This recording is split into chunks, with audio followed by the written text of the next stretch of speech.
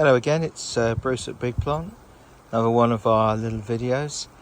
Here we have Manihot grahamii, beautiful plant with amazing foliage, as I'm sure many of you are aware. Quite a tricky plant to grow, but well worth the effort.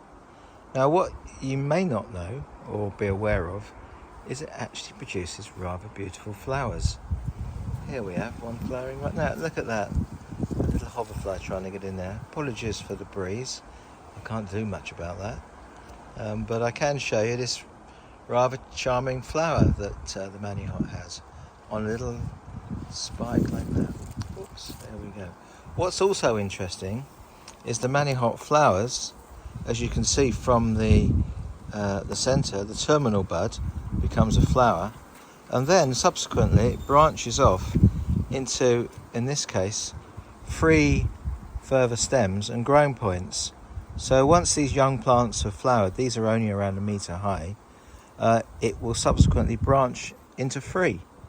Some of them have branched into 2, but most of them I can see here are 3. So there we have it. Manihot grahamii, beautiful leaves and beautiful flowers. Let's hope we have beautiful seeds too.